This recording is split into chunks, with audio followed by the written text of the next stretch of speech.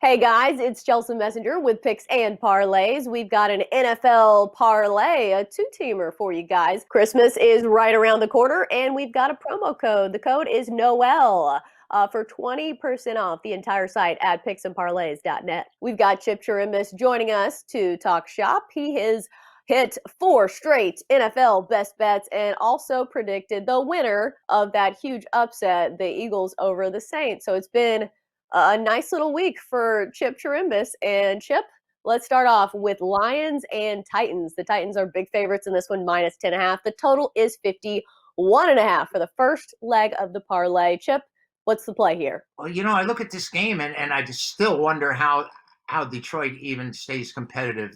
They've covered 6 of their 13 games they played, though they've won only 5. I'm not a big fans of what the Lions have been doing. They got rid of Matt Patricia, which really helps my attitude toward them. But there's a real bad thing they're up against. They're up against Derrick Henry, 1,532 rushing yards on the year. And guess who's ranked last in the NFL in rushing defense? The Lions, 133 yards a game. It doesn't matter if Chase Daniel plays or if they're going to start Matt Stafford. The Lions' overall weakness defensively against the run, and they're last in rushing the ball with only 90 yards a game. They're giving up 397 yards, and that doesn't make it that much easier for the Titans because the Titans are surrendering 388 yards a game, though their offense is now, Chelsa moved up to number 3 at almost 400 yards per game. They're tied for first right now, Tennessee, and yet they're in jeopardy of not making the playoffs in that strong AFC.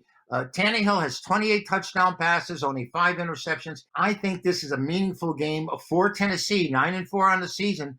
Laying double digits in the NFL is not advisable, but as part of a parlay, I'll take that risk here because I don't think Detroit can stop this Titan offense. Yeah, I just don't see how you take the Lions, even at that terribly high number, just because Matt Stafford is questionable and Kenny Golladay is out and their center has a fractured throat. So a lot of injuries on that Lions team that was already bad to start with. And as you mentioned, their rush defense is really bad going against Derrick Henry. Moving on to the second leg of our parlay, Bears and Vikings. Vikings favored -3. The total is 46. So, Chip, where are you leaning on this one? Well, before I get to this, if the Lions are playing with a broken throat, I can understand why they choke every game. Now, Oh, Chicago's no. going to Minnesota. And the Vikings haven't done anything at home, particularly within the division. They've been absolutely horrid, and they're 1-6 the last 7 as home favorites. They're coming off a game where, if it was indoors, maybe their kicker would have been able to make one of the 4 kicks that he did miss, 3 field goals and an extra point. And they didn't quite get there against Atlanta last week. Chicago crushed, went out big.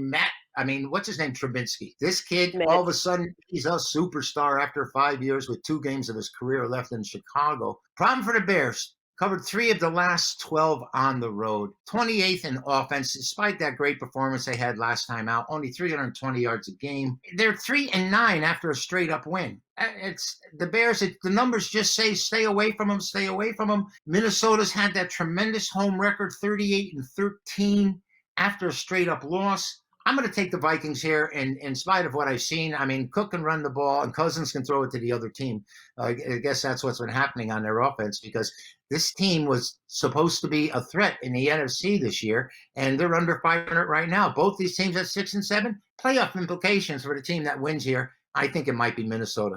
Yeah, between 2 teams that are very untrustworthy. The Bears played, yeah, they looked really good against the Texans, who were incredibly beaten up and have several players suspended. And yeah, their offense finally looked good against that Texans team. I'm not saying the Vikings have a great defense either, but I think at least the Vikings have such a good run game that that's a little bit more dependable, I guess, even though David Montgomery has had quite the stretch with 3 touchdowns in his last 3 games and 288 yards rushing. I don't know if it can continue, though.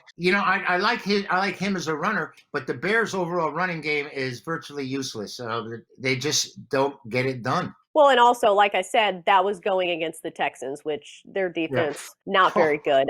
But that's going to wrap it up for our NFL 2-team parlay.